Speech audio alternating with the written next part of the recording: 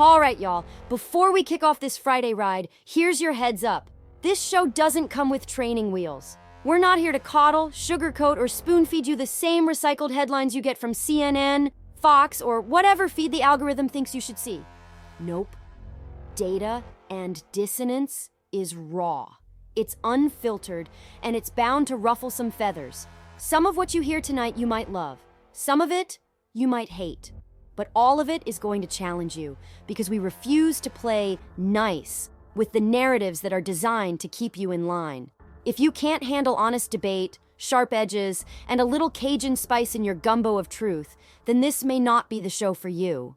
But if you came here for perspective, passion, and a panel that isn't afraid to call it like it is, you're in the right place. Consider yourself warned. Here we are, Friday evening, and what a week it's been. The headlines have been flying fast, the spin has been dizzying, and the truth, well, the truth is buried deeper than ever. That's why we're here. This isn't just another recap, it's the antidote to the media circus.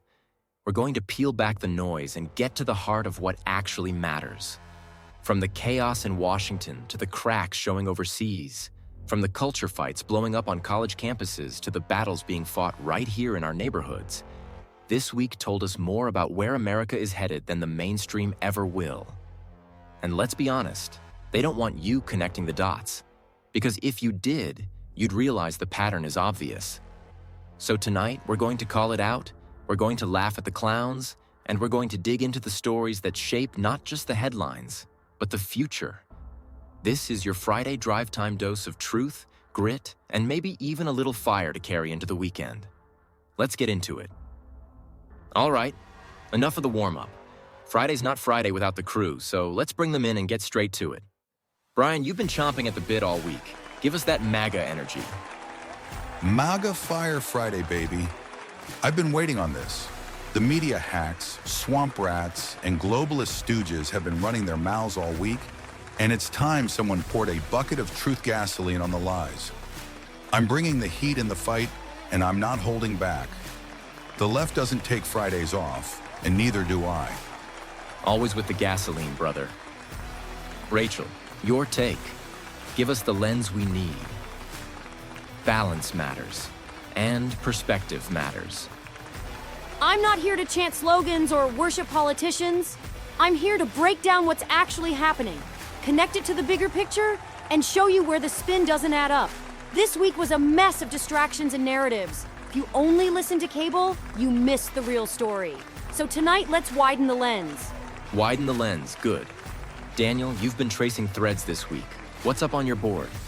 They call it conspiracy when you're early and news when you're late. I don't wait for the official story to catch up. I map the strings before they admit they're there. This week's headlines are surface cover for deeper moves behind the curtain. The pieces on the board aren't moving by accident. Got it. Strings, not accidents. Skylar, pushback from your side. What should we not lose sight of? Somebody's got to cut through the noise from the other side of the spectrum. That's me. You'll hear a lot of heat tonight, but I'll make sure we talk about the people left behind by these political games. Environment, healthcare, cost of living. Those aren't partisan talking points. They're real struggles. Ignoring them doesn't make them disappear. Perfect. Brian with the fire, Rachel with the clarity, Daniel with the strings, and Skylar to keep us honest about everyday people. That's the crew. Let's get into it. Tonight's episode of Data and Dissonance is brought to you by the Caleb Rourke Thriller series. If you haven't picked up the Covenant Protocol or the Prophet Directive yet, you're missing out on near-future high-stakes action that'll keep you turning pages all night. Book 3, Black Echo Rising, is coming soon. So now's the perfect time to catch up. Find them all on Amazon, just search Caleb Rourke, and step into a world of conspiracies, espionage, and battles for freedom that feel ripped straight from today's headlines. And of course, we've got the gear to keep you fueled and fired up. Our Data and Dissonance coffee blends are roasted right here in the USA. High Lakes Light Roast, Rock Creek Medium Roast, and Bitterroot Dark Roast, each one bold enough to power through the chaos. Pair it with one of our mugs or stainless tumblers, and you're set. And if coffee's not your thing, we've got hoodies, hats, and tees. Everything you need to rep the show and support the mission. You can check it all out through the links in the show notes. Let's start with the biggest story in the conservative movement this week. In the wake of Charlie Kirk's assassination, Turning Point USA has named Erika Kirk, Charlie's widow, as the new CEO and chair of the board. The announcement hit hard and fast, and Erika has already made it clear that she intends to carry forward the mission Charlie built. Now, this raises a lot of questions. Can she hold the movement together? Will she bring a different tone or double down on Charlie's firebrand energy? And how does this reshape the fight for young conservatives going forward? Let's break it down. Artie, this isn't just a passing of the torch. This is the start of something even bigger. Charlie's death was meant to shake us, to fracture the base, to make the young conservatives he inspired feel leaderless. But what do we get instead? Erika stepping up, carrying his name, and proving that the mission is bigger than one man. That's powerful, man. The left was popping champagne on Twitter after Charlie was killed, acting like the movement died with him. But now they've got to deal with Erika Kirk, someone who knows the mission inside and out, who has skin in the game in the most personal way possible, and who's not about to let Charlie's vision fade. This is a rallying cry, and if anything, it's going to ignite Turning Point like never before. Brian, you're fired up as always, and I get it. You're saying this isn't the end. It's the beginning of a new chapter. Rachel, let me toss it to you. Do you see Erika Kirk as someone who can unify, or are we setting ourselves up for a different kind of leadership style than Charlie had? Look, this is a delicate moment, and I want to be careful here because we're talking about a woman who just lost her husband in the most violent, public way possible. She's grieving, but at the same time, she's stepping into the spotlight with a massive responsibility. My instinct tells me that Erika Kirk is going to take a more measured approach than Charlie did. Charlie was a lightning rod. He thrived on being bold, brash, and polarizing. Erika may not have that same bomb thrower instinct, but that could be a good thing for the long-term health of the movement. If she can balance conviction with strategy, if she can make the tent bigger instead of narrower, then she could be exactly what Turning Point needs to sustain itself beyond one personality. But that's the big unknown. Can she carry that weight while also finding her own voice? Interesting take, Rachel. That maybe Erika could pivot Turning Point from lightning rod politics to more of a strategic powerhouse. Daniel, I've got to ask you, do you buy that, or do you see something else going on here behind the curtain? Artie, whenever someone steps into a role this fast after a high-profile assassination, I start asking questions. Don't get me wrong, Erika Kirk is more than qualified to step in. She's been behind the scenes with Charlie from day one, building the infrastructure, networking, fundraising. But here's the thing, movements like Turning Point don't survive on personality alone. They survive because big donors, corporations, and even government interests are quietly deciding which leaders get elevated and which ones get sidelined. So yeah, Erika's in charge, on paper, but let's not kid ourselves. There are going to be people pulling strings, shaping her agenda, and making sure she doesn't veer too far from what's convenient for the establishment. Charlie could be a loose cannon, loved by the grassroots, but dangerous to the suits. Erika, if she plays ball with the power players, could turn TPUSA into a more controllable machine. And that, my friends, is how movements get tamed. Classic Daniel, seeing the strings before the rest of us even spot the puppets? Skylar, let me bring you in. From your side of the aisle, how do you view Erika Kirk stepping into Charlie's shoes? Honestly, Artie, I think the conservative movement is in denial about how much of a vacuum this creates. Erika Kirk may be dedicated, but she's not Charlie Kirk. Charlie was brash, loud, controversial, and that's exactly what his base loved about him. Without that, I think Turning Point is going to lose some of its spark, and I'm not convinced Erika can replicate that charisma. But here's the part nobody on the right wants to admit, Turning Point has always been more about branding and performance than about real solutions for young people. College debt, climate change, healthcare, those issues don't go away because Erika gives a speech with passion. If conservatives want to hold on to the next generation, they need more than another Kirk running the show. They need substance. And I'll believe it when I see it. All right, there it is. Brian sees a rallying cry, Rachel sees a strategic pivot, Daniel sees the strings, and Skylar says it's more of the same with no real answers. Here's where I land. Erika Kirk stepping into this role is bigger than just filling Charlie's shoes. It's about whether a movement built around one man can survive and adapt. I've been in politics long enough to know that personalities fade, but institutions live on if they're built right. Turning Point now has a chance to evolve, to balance Charlie's fire with Erika's steadiness, to sharpen their strategy without losing the grassroots fire that built it. If Erika can thread that needle, Turning Point might not just survive. It might grow stronger than ever. And if not, well, history tells us movements that can't adapt eventually crumble. One way or another, Erika Kirk is now carrying both a legacy and a test, and the whole country will be watching. Now let's shift gears to another major story that broke wide open this week. After Jimmy Kimmel's suspension from ABC for his tasteless comments about Charlie Kirk's death, Democrats in Congress rushed to introduce a new so-called free speech bill. They claim it's about protecting expression from government interference, but let's be honest. Anytime politicians start talking about saving free speech, you've got to check your wallet and your rights. So here's the question. Is this about genuine free expression? Or is it another sleight of hand to give cover to the elites while the rest of us keep paying the price? Brian, I'll let you set the stage. Artie, this bill is a joke. Let's call it what it is. A political stunt dressed up as a First Amendment crusade. The left doesn't give a damn about free speech. If they did, conservatives wouldn't be shadow banned, demonetized, and deplatformed every other day. What they're doing here is circling the wagons around their Hollywood buddies. Kimmel mocked a man's death, and the public backlash was so strong, even ABC couldn't ignore it. So what do Democrats do? Instead of standing with decency, they try to flip the narrative and make it about government censorship.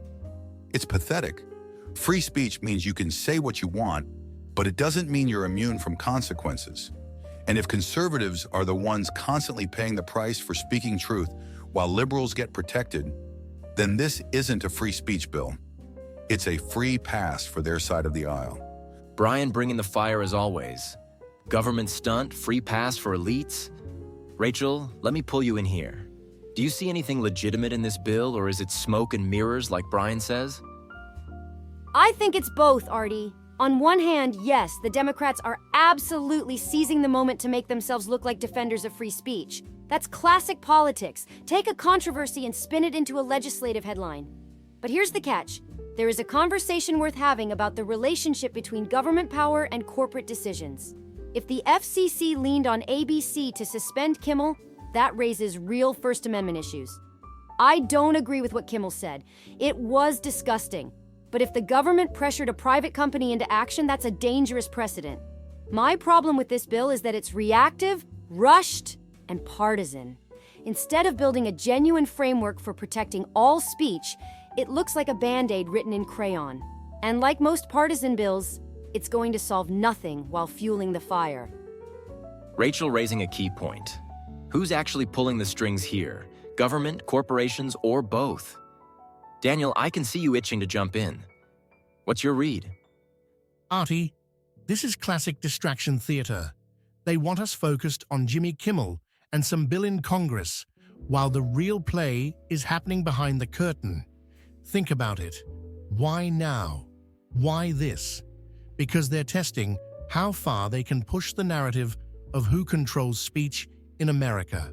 Free speech bills sound nice, but they're Trojan horses.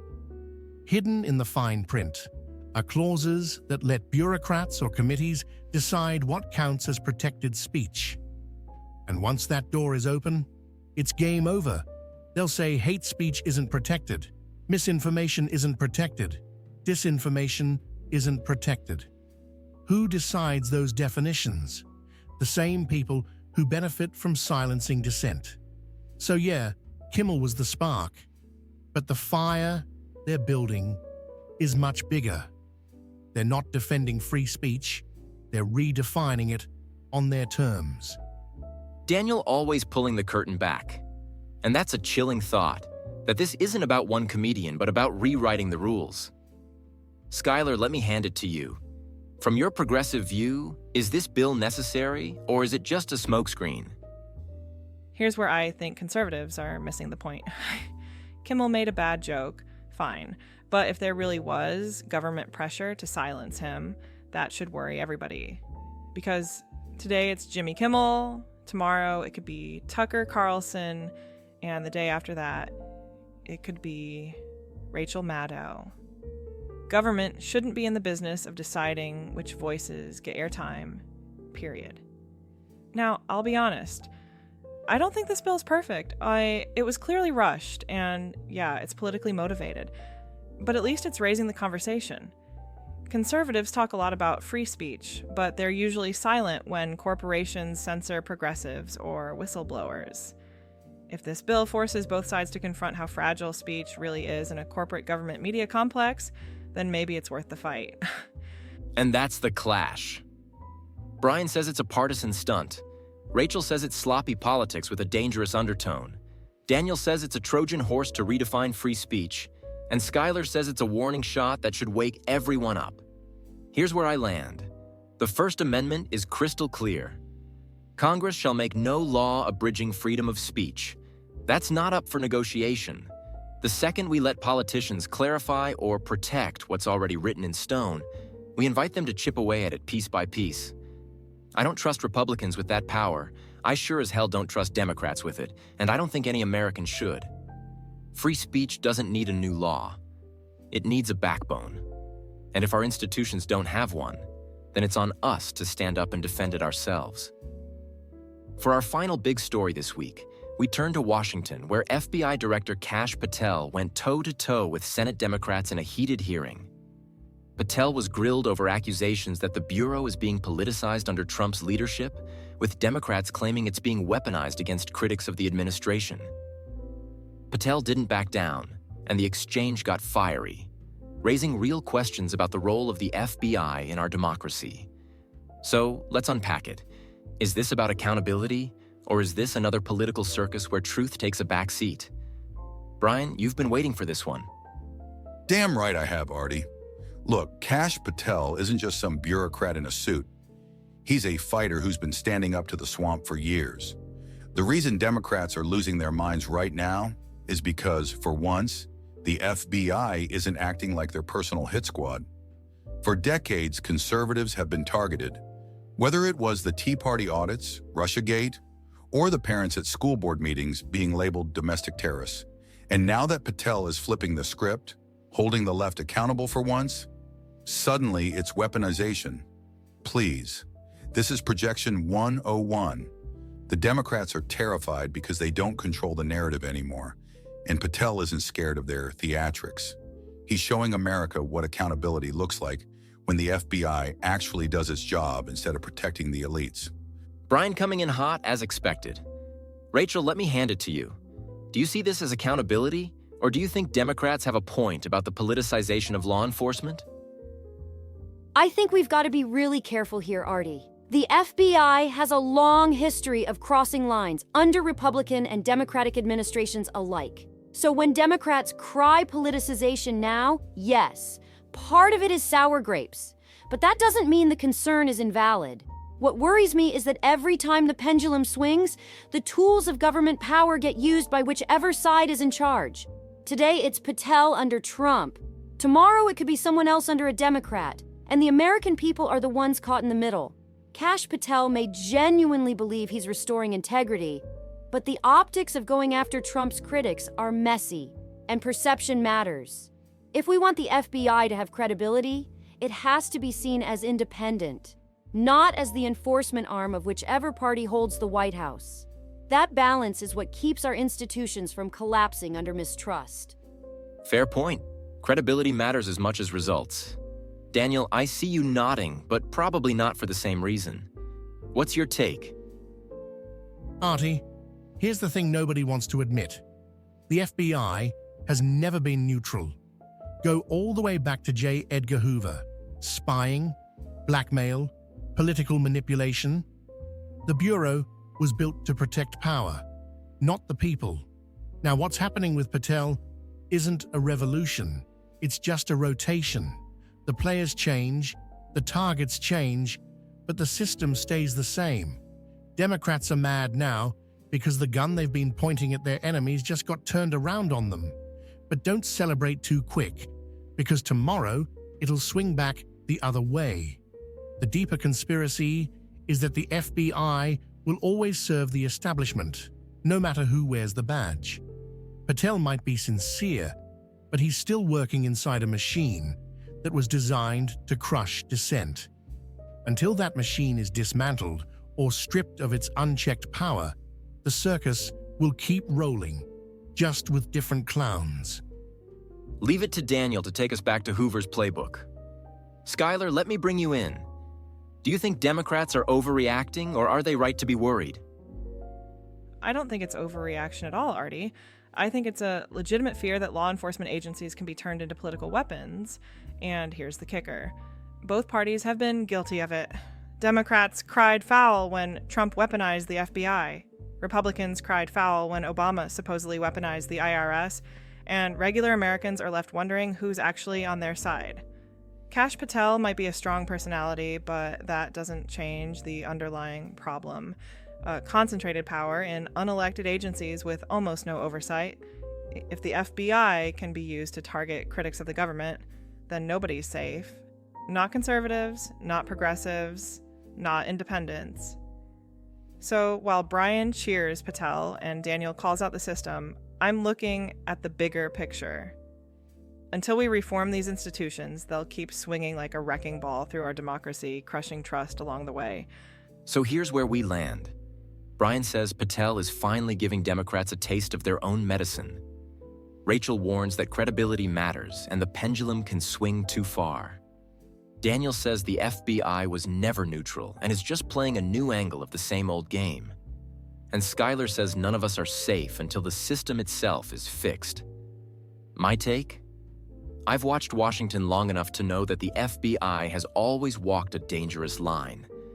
But what's happening now isn't about Patel versus Democrats. It's about whether America believes its institutions can still serve justice, or whether they're forever stained as weapons of politics. If Patel can clean house and show the FBI can operate without bias, it'll be one of the biggest wins of this administration. But if this turns into just another round of partisan warfare, then we risk proving Daniel right, that the system itself is broken beyond repair. All right, it's time for Mega Fire Friday. And let me tell you, I've been holding this one in all week. I am sick and tired of the media pretending like conservatives should roll over every time they cry foul. They didn't care about free speech when conservatives were silenced online. They didn't care about fairness when parents were branded as domestic terrorists. They didn't care about justice when Russiagate was built on lies. But suddenly, when one of their late-night clowns gets called out, oh, now it's the end of democracy? Spare me. These people live in a bubble where accountability doesn't exist unless it benefits them. And here's the fire. We're done playing by their rules.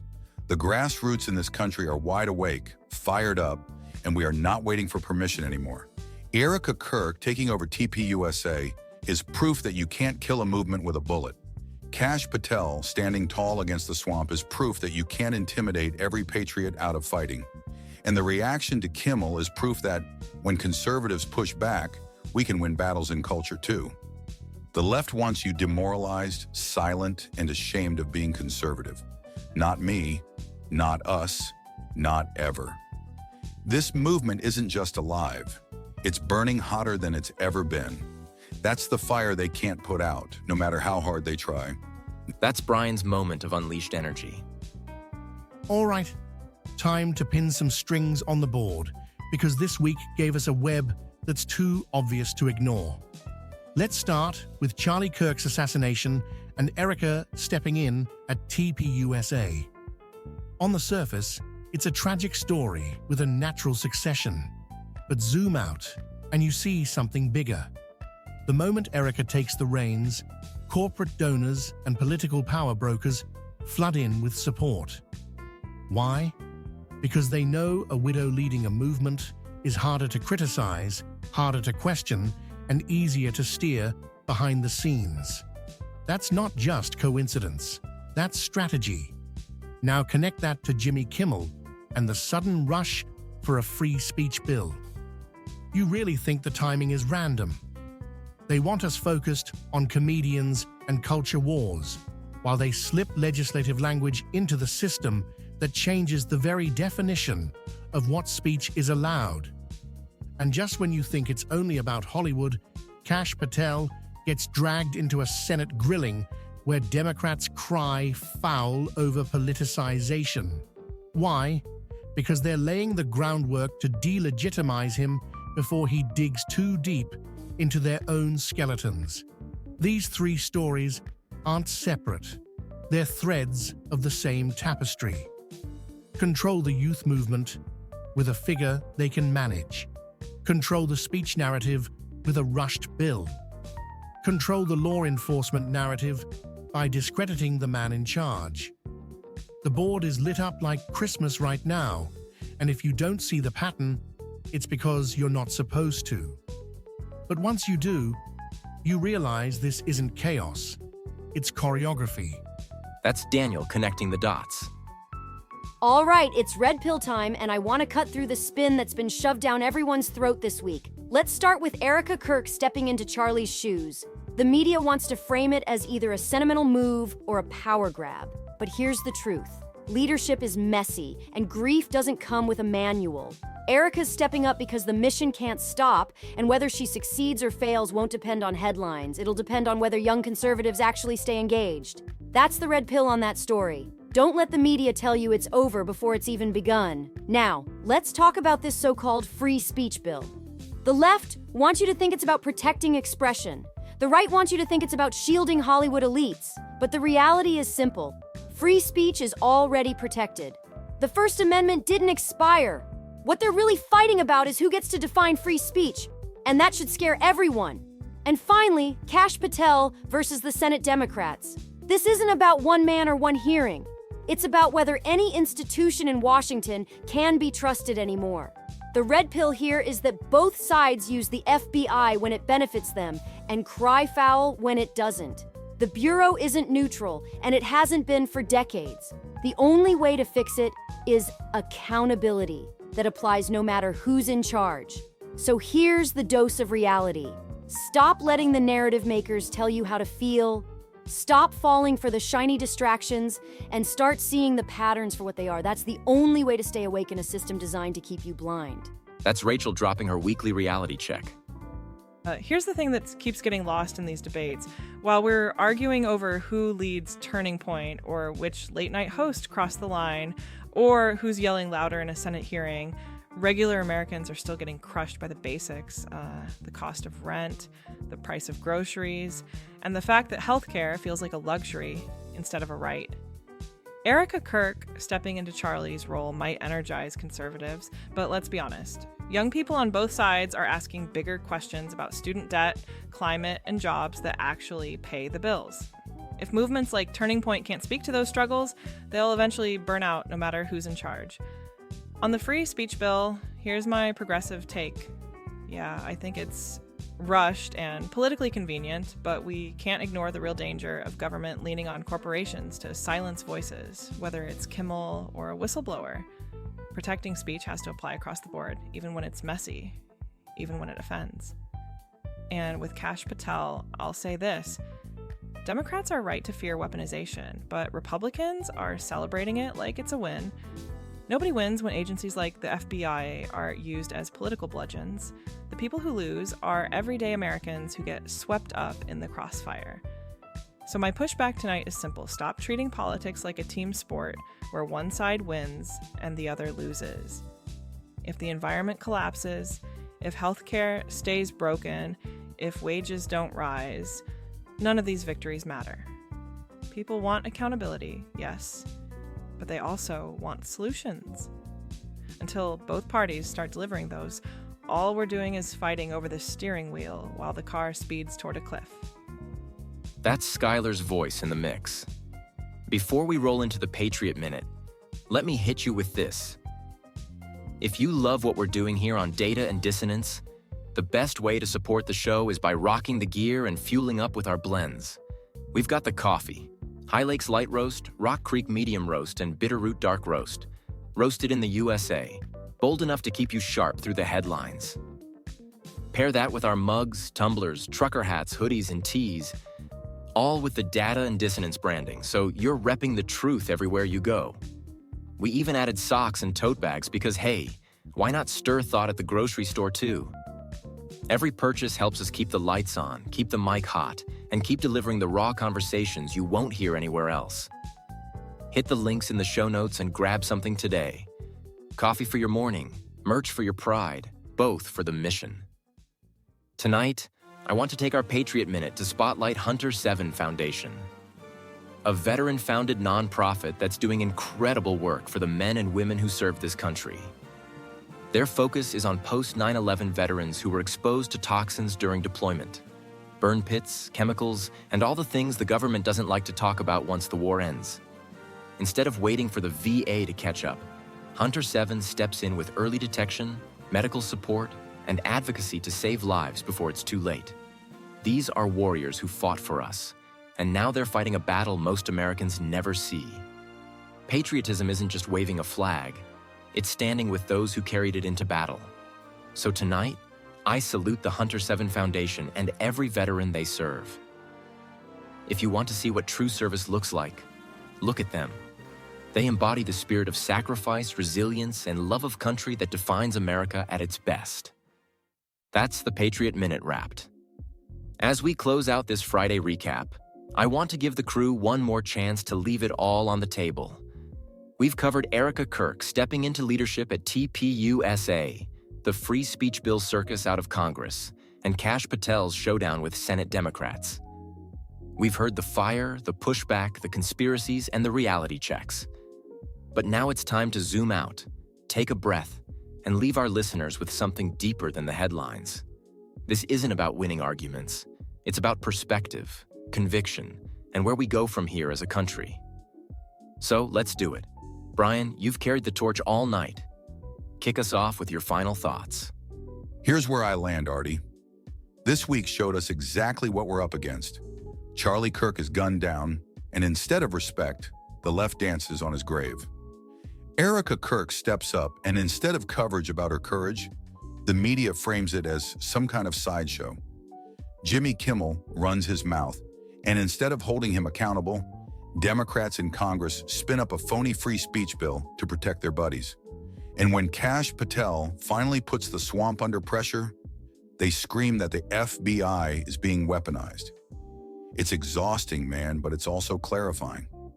The left has made it crystal clear. They don't care about truth. They don't care about fairness. And they don't care about accountability. They care about control. And here's my message going into the weekend. If you're a conservative, if you're an American who loves this country, you cannot sit on the sidelines anymore. Support leaders who stand tall, push back when they try to silence you, and never apologize for defending what you know is right. The movement didn't die with Charlie. It's alive, it's burning hot, and it's in our hands now. Don't let them snuff it out. When I step back and look at this week, what strikes me most is how fragile everything feels. Our institutions, our discourse, even our leadership. Erika Kirk stepping into Charlie's role is inspiring, but it's also a reminder that movements can't be built around one person. If Turning Point USA is going to thrive, it has to prove it can stand on principles, not just personalities. The same goes for Congress and this so-called free speech bill. Laws written in grief or outrage rarely make good law, and if we're not careful, we'll let politicians redefine rights that were already guaranteed in the Constitution. And then there's the FBI, an institution that desperately needs credibility, but seems trapped in a cycle of being used as a political weapon. My final thought is this: America doesn't survive on outrage alone. It survives on balance, on accountability, and on people willing to question not just their enemies, but their own side. We're at a point where anger is cheap and wisdom is rare.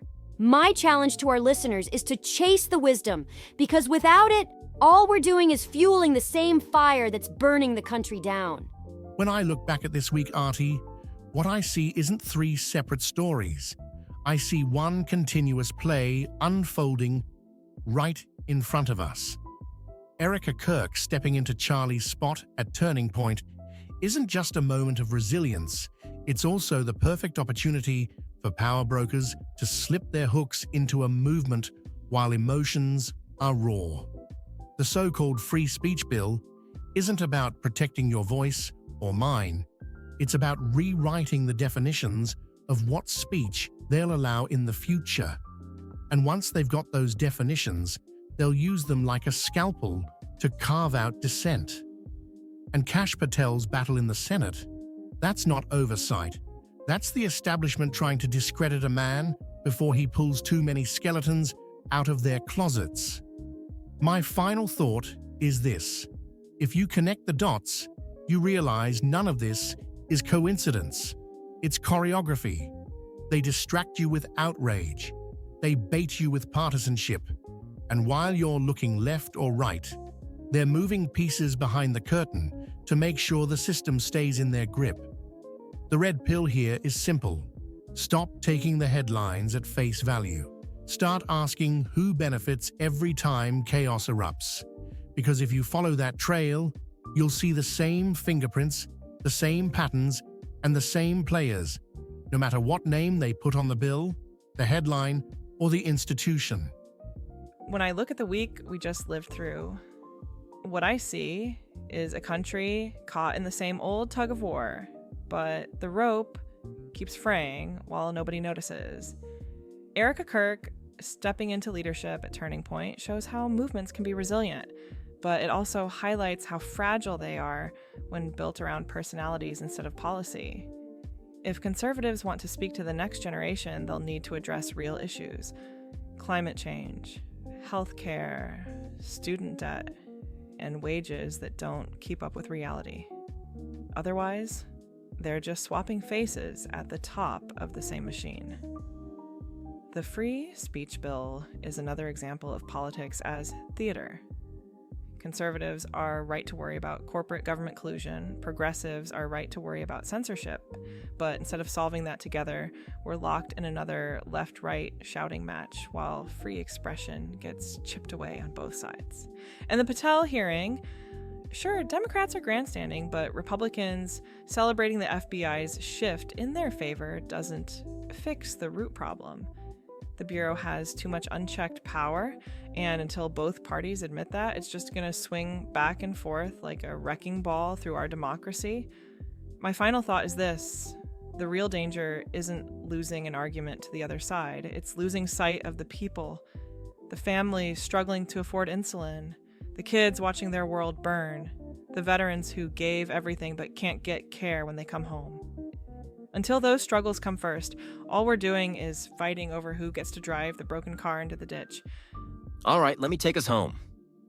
We've covered a lot tonight. Erika Kirk stepping into her husband's shoes at Turning Point, the free speech bill circus that smells more like spin than principle, and Kash Patel's fight in the halls of the Senate.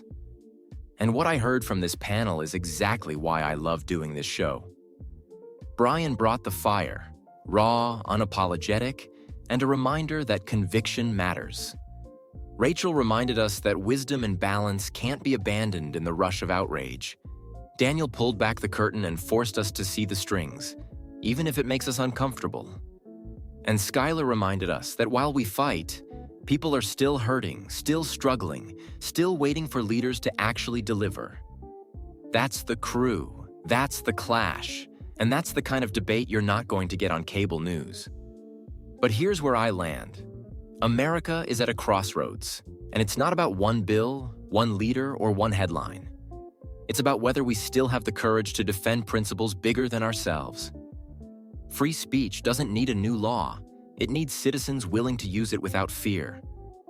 Institutions don't need new spin. They need accountability that applies no matter who's in charge. And movements don't need to be built around personalities. They need to be built on conviction, on truth, and on the willingness to stand even when it costs something. I've been a conservative voice for over 3 decades, and what I've learned is simple. Politics changes, leaders come and go, but the fight for freedom never ends. So don't sit back and wait for someone else to carry it. You carry it. Speak truth, stir thought, and never let anyone convince you that your voice doesn't matter. This has been Data and Dissonance, your Friday recap. We'll be back Monday at 5 p.m. sharp for the drive time truth you've come to expect. Until then, take care of your family, keep your faith, and remember, speak truth, stir thought. Good night.